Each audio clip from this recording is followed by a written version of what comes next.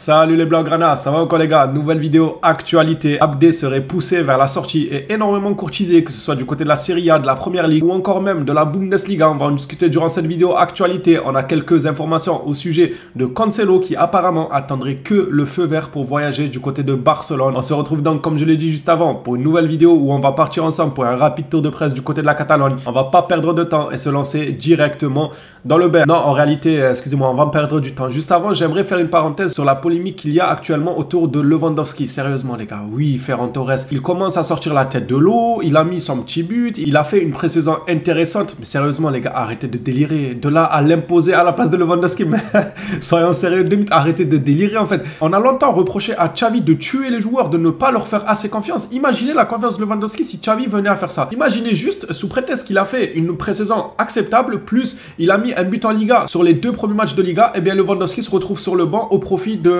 Ferran Torres. Qu'est-ce qu'il va penser Lewandowski? Vous pensez pas que ça va faire que l'enfoncer? Oui, il n'est pas top pour le moment, mais l'animation offensive, elle aussi, elle n'est pas top pour le moment. Donc on ne peut pas en vouloir qu'à Lewandowski tout seul, mais plutôt au collectif, surtout offensivement, parce que Xavi, c'est elle coaché défensif plutôt que offensif. Ça, c'est la réalité des choses. Donc arrêtez de délirer en disant Ferran Torres doit être à la place de Lewandowski. Mais je crois que vous êtes fous, vous nagez en plein délire. Vous pensez qu'en Ligue des Champions, face à des méchants comme le Bayern, comme City, tout ça, vous pensez que c'est Ferran Torres qui va peser sur la défense adverse? Sincèrement, Lewandowski, rien que sa présence va peser sur la défense adverse. Alors, il faut lui accorder la confiance et essayer de le mettre dans de bonnes positions avant de penser à le mettre sur le banc. Je serais d'accord, moi, si ça continue comme ça, je serai le premier. Déjà, je lui tombe dessus quand même en disant qu'il n'est pas simple de tout reproche non plus. On peut lui reprocher pas mal de choses, mais de là à vouloir dès le c'est le deuxième match, les gars.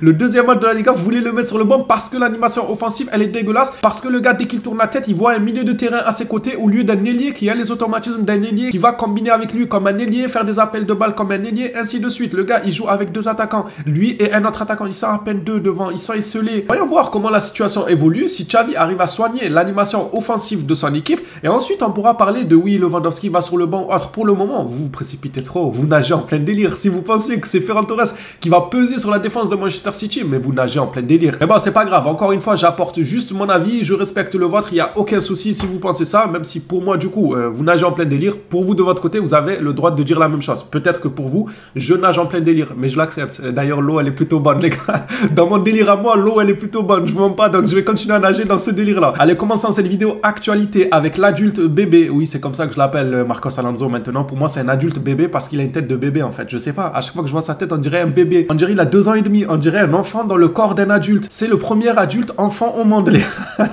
Incroyable. C'est l'enfant de Javi Miguel. Marcos Alonso est sur la rampe de sortie. Il n'a pas encore été inscrit en raison de son salaire élevé. Et bien que Xavi soit content de lui, l'entraîneur comprend également les besoins du club. Le joueur sonde déjà la première ligue pour voir s'il y a un intérêt pour lui. Plus qu'à prier pour qu'il y ait un intérêt pour lui, le Barça, on est arrivé au point où ils veulent plus l'inscrire. Enfin, carrément, c'est honteux en vrai. Vous imaginez, vous faites partie d'un collectif, on veut pas vous inscrire. Genre, on t'inscrira plus tard. S'il y a la place, voilà, s'il y a la place, tu viendras. Ouais, c'est honteux, encore eux qui sondent la première ligue, sondent partout. Va sonder du côté de l'Arabie Saoudite aussi pour voir s'ils te veulent ou pas. Parce qu'en vrai, c'est chaud, mais on peut comprendre la situation du club car il a un salaire élevé. D'une galère à une autre, voici Clément Lenglet, votre grand ami. Le FC Barcelone négocie avec l'agent du joueur afin de trouver un accord amiable. C'est fou. Cette information-là, pour moi, elle est totalement folle. Tout est étudié. Le joueur aura un gros salaire sur les 3 prochaines saisons et le club veut économiser le plus possible. Les salaires à payer, un départ libre n'est pas à écarter. Je trouve ça fou.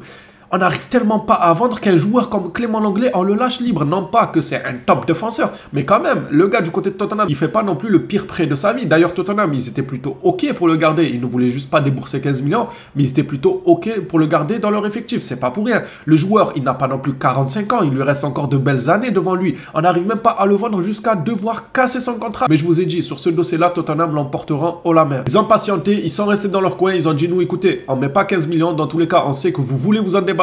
Et plus le temps il marche, plus vous allez être dans l'embarras avec ce dossier. Regardez où on en arrive jusqu'à ce que le club veut casser son contrat pour qu'il parte libre comme Umtiti. Mais Umtiti encore je peux comprendre. Franchement je peux comprendre. Il n'était pas forcément courtisé. Mais l'anglais il est courtisé par Tottenham. Il est courtisé par l'Arabie Saoudite. Bon l'Arabie Saoudite il a refusé. Mais mine de rien il a quand même été courtisé. De là à vouloir casser son contrat. Je trouve ça fou quand même. On n'arrive réellement pas à vendre. Vous connaissez déjà ma position sur ce genre de sujet.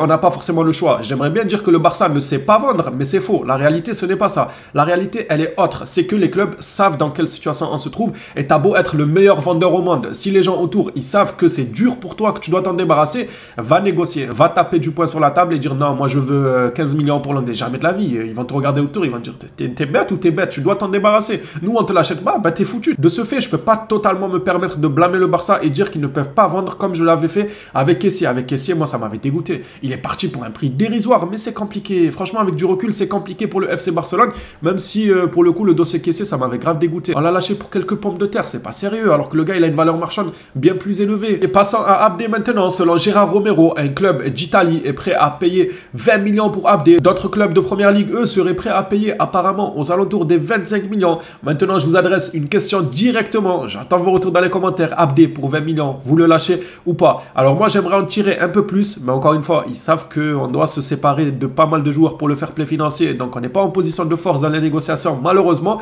Mais Abdé, je sais pas. Pour moi, c'est un joueur intéressant. Je vous jure, pour moi, c'est un joueur intéressant. Je ne dis pas le contraire, surtout les Marocains, parce que nous, oui... Petite parenthèse, nous les Africains, à chaque fois qu'on a un bon joueur dans notre équipe, c'est le ballon d'or, il est meilleur que Zidane, il est meilleur que Ronaldinho, faut pas dire qu'il est pas top, faut pas dire qu'il est nul, regarde tu verras la CAN.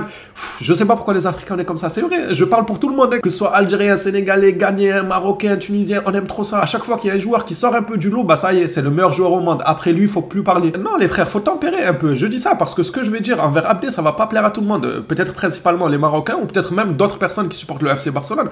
Je vais dire comment je le vois moi, Abdé, je le vois comme un joueur intéressant, un joueur en sortie de banc qui peut rentrer et dynamiter un match, mais je ne le vois pas comme un titulaire au Barça. Je ne le vois pas comme quelqu'un qui réussirait à monopoliser un poste d'ailier au FC Barcelone. Je suis désolé, mais en regardant Abdé jouer, je n'arrive pas à voir ce joueur-là qui va confirmer et rester ailier pendant 10 ans au FC Barcelone, qui va tout arracher. Je vais tout de même prendre un peu de recul. Vinicius aussi n'était pas extrêmement propre à ses débuts. Vinicius, voilà, il perdait des ballons, il faisait les mauvais choix, et ensuite il a explosé. C'est tout ce que je lui souhaite à Abdé. Je lui souhaite d'avoir la même lancée, d'être pas très propre avec le ballon, et ensuite d'éclater comme Vinicius et réussir à faire les bons choix. Je parle juste à l'heure actuelle. À l'heure actuelle, je ne vois pas en Abdé un titulaire indiscutable au FC Barcelone. Je sais pas vous de votre côté ce que vous en pensez les Blaugrana. N'hésitez pas à me dire, on en débattra. Franchement, en toute objectivité les frères. S'il vous plaît, ceux qui vont venir en n'étant pas objectifs. Et moi je me répète énormément, mais ceux qui me suivent depuis extrêmement longtemps, l'époque FIFA et tout, ils savent très bien que le gars il a beau être algérien, tunisien, moi je m'en moque, j'en ai rien à foutre. Si le gars il est bon, je vais dire il est bon. Si le gars il est moyen, je vais dire il est moyen. Si le gars il est nul, je vais dire il est nul. Il me donne pas à manger. Je vais pas me battre corps et âme pour un joueur de football. Dieu merci, j'ai encore quelques neurones. Donc s'il vous plaît, en étant le plus objectif possible, est-ce que pour vous, Abdé, vous le voyez réussir à monopoliser un poste d'ailier au Barça pendant 10-15 ans? Je n'arrive pas à voir ça en lui. Par exemple, Yamal à 16 ans, bah tiens, un Marocain comme ça, vous pouvez pas dire ouais, c'est parce qu'il n'est pas espagnol, alors que j'en ai absolument rien à faire qu'il soit espagnol, portugais ou autre. Et Yamal, lui, on voit ça sur lui. Yamal, on voit se toucher de balle. Il arrive déjà à faire des choix assez intéressants, à percuter, à être propre dans sa façon de jouer, les bonnes décisions, tout ça. On le voit, Yamal, à 16 ans. J'arrive pas à voir ça en Abdé. J'attends vos retours sur ce débat. Je pense que ça va faire couler beaucoup d'encre, mais on est là pour ça. On est là pour débattre. Dites-moi, Abdé, 20 millions ou pas, est-ce que vous vendez? Moi, j'aimerais en tirer plus. 25, 30 millions, je lui fais moi-même ses bagages. Ah, plus sérieusement, 30 millions pour moi, je lui souhaiterais tout le bonheur du monde dans son nouveau club. Il a du talent, mais je trouve qu'il est un peu tête en l'air. Il perd des ballons qu'il faut pas, il prend des mauvaises décisions. Encore une fois, ça sert à rien que vous écrivez dans les commentaires, oui, mais Vinicius, il a commencé comme ça. Je sais, je l'ai dit, mais pas tout le monde peut avoir la carrière de Vinicius et vice-versa. Il peut être meilleur que Vinicius dans 2 ou 3 ans. On n'en sait pas grand-chose. Je parle sur le moment même de ce que je vois au FC Barcelone, de ses entrées et des matchs qu'il a pu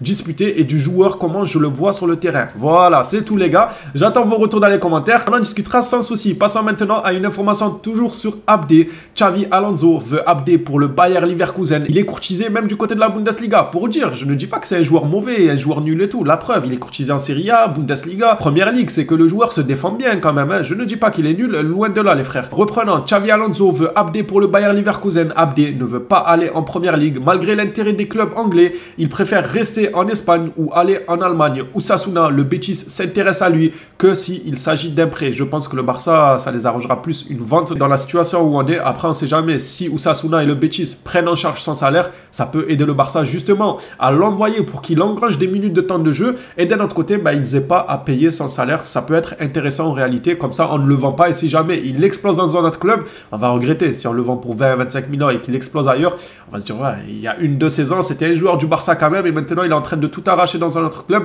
Ça sera dommage. Donc un prêt, ça peut être intéressant comme on l'a fait la saison passée où ça s'était super bien passé d'ailleurs. Selon Sport, Sergi Roberto serait courtisé par l'Arabie Saoudite, mais l'information a été rapidement démentie par Gérard Romero qui lui indique que Sergi Roberto n'a pas reçu d'offre de l'Arabie Saoudite. D'autres sources nous disent qu'il aurait reçu une offre, qu'il a refusé cette offre, mais Gérard Romero pour lui, il nous dit que c'est faux. Cette offre-là n'existe pas pour Sergi Roberto. Passons à la suite avec le dossier Joao Cancelo. Ça nous vient toujours de Gérard Romero. Joao Cancelo est à Manchester. Il a son préparateur physique habituel. Il attendrait juste le feu vert pour voyager vers Barcelone. Et puisqu'on parle de voyage, aujourd'hui la tendance est toujours la même qu'hier. Apparemment, cette semaine sera la semaine décisif pour Cancelo. Selon Matt Moretto, on m'a dit que le deal Cancelo serait réglé d'ici 2-3 jours. Beaucoup de sources s'accordent à dire que le dossier va être clôturé jeudi. Reste à voir si c'est vrai ou pas. Il y en a qui disent au cours de cette semaine et d'autres qui précisent carrément le jour de cette semaine qui serait apparemment jeudi. Ça concorde avec ce qu'il dit Matt Moretto aussi quand il nous dit 2-3 jours, c'est d'ici jeudi. On arrive sur la fin de cette vidéo. Kudus intéresserait le FC Barcelone. Le club a bien analysé Kudus et voulait proposer un prêt avec option d'achat obligatoire après le départ de Dembélé.